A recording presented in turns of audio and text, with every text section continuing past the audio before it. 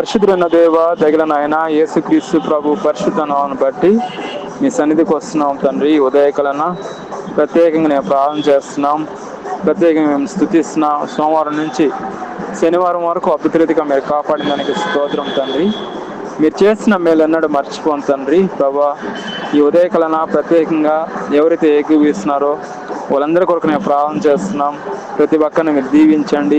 ఆర్థిక సమస్యల నుంచి విడిపించండి. ఎవరైతే ఆర్థిక సమస్యల్లో బాధపడుతున్నారో వాళ్ళ కొరకు నేను ఉదయకాలన ప్రత్యేకంగా నేను ప్రార్థన చేస్తున్నాం. ఆర్థిక సమస్యలను విడిపించండి. ఎవరైతే నన్ను ఈరోజు ఎగ్జామ్స్ రాస్తున్నారో వాళ్ళకి కావాల్సిన జ్ఞానాన్ని ప్రసాదించండి. ఎగ్జామ్ అంతా కూడా ప్రభావ సహాయం చేయండి.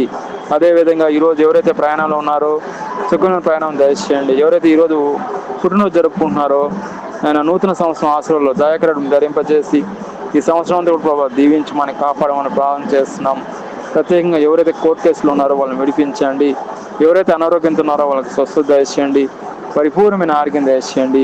ఈ దినమంతటి ఆ కృపాక్షంతో నడిపించండి. మా దేశాన్ని మీరు దీవించండి. మా రాష్ట్రాలు మీరు ఆశ్రయించమని ఈ రోజంతా కృపాక్షంతో నడిపించమని కృపలో భద్రపరచమని దీవించమని యేసుక్రీస్తును ప్రార్థన చేస్తున్నాం తండ్రి. ఆమేన్.